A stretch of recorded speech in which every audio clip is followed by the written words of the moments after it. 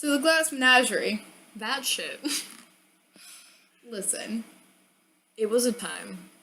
So it starts off with Amanda just being Like that.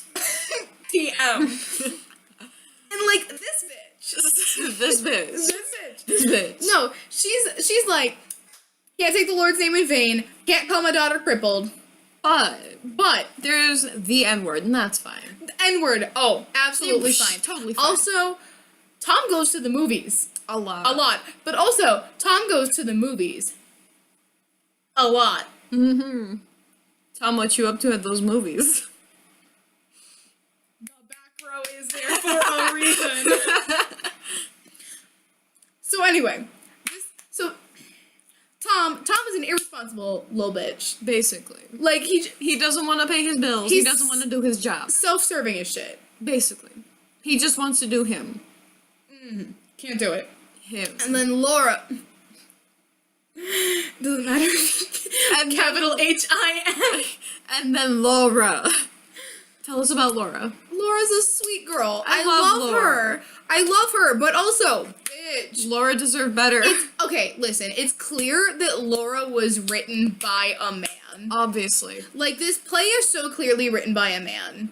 Oh, yeah. Which, I love Tennessee Williams. I love his writing. He's a good boy. Streetcar Named Desire is my shit. Yeah. But, like, very clearly a female character written by a man. Because, honestly, she's one-dimensional. Very one-dimensional. She has one goal.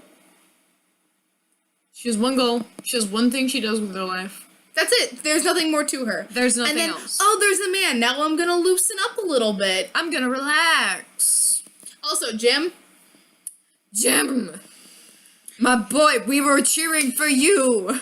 You start off like, oh, okay, I think I might like this Jim guy. Like an actual nice person. Right. TM.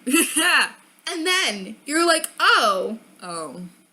we just gonna overtalk Laura. We just got a fucking monologue in the middle of her trying to have a conversation. It's fine. But Laura, for whatever reason, opens up and she's like, oh my god, I love him.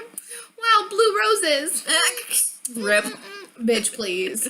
Bitch, Rip. please. It's fine, you broke my unicorn, but you know, whatever. No, when she gave him the unicorn, I felt like that was a metaphor. Yeah? Yeah. What for? Well, she loved him, right? Mm-hmm.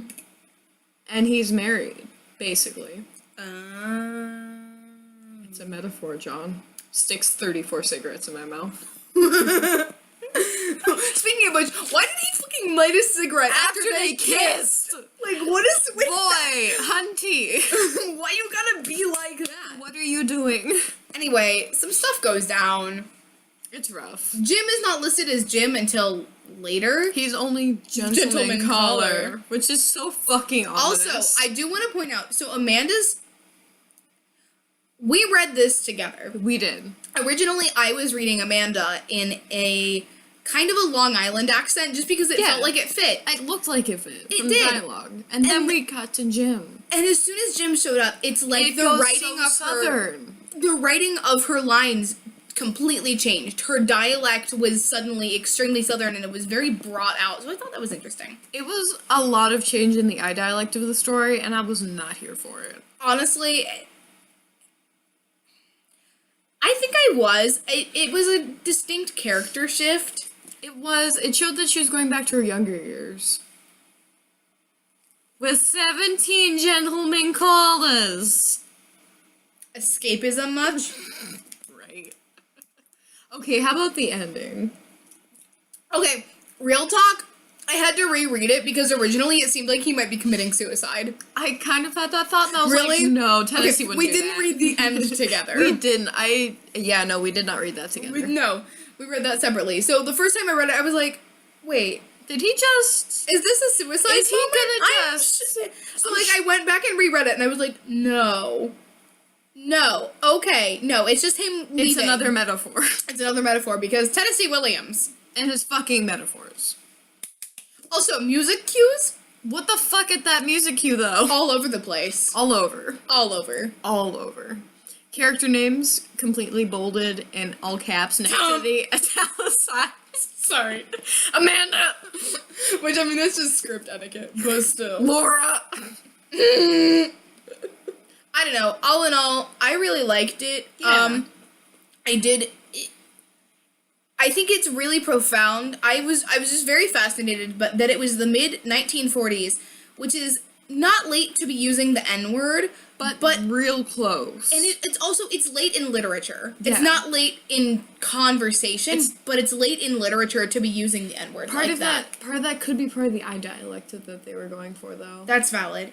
So I thought that was interesting, like the use. I mean, to be fair, it was only in there once. It was a lot better. And it was a lot. It was very in context to have it in there. It wasn't just like for no apparent reason. Right.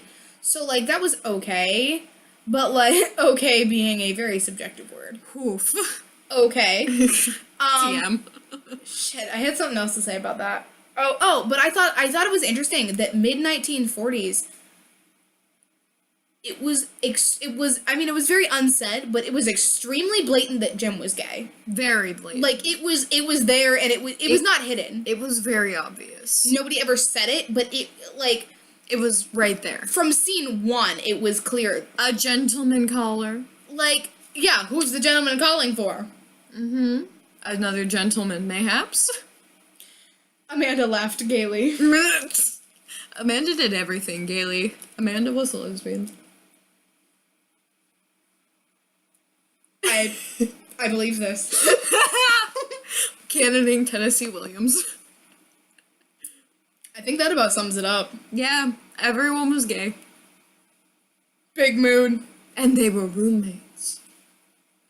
Oh my god, they were roommates. Two guys chilling in the hot tub. 5 feet apart 'cause they're not gay!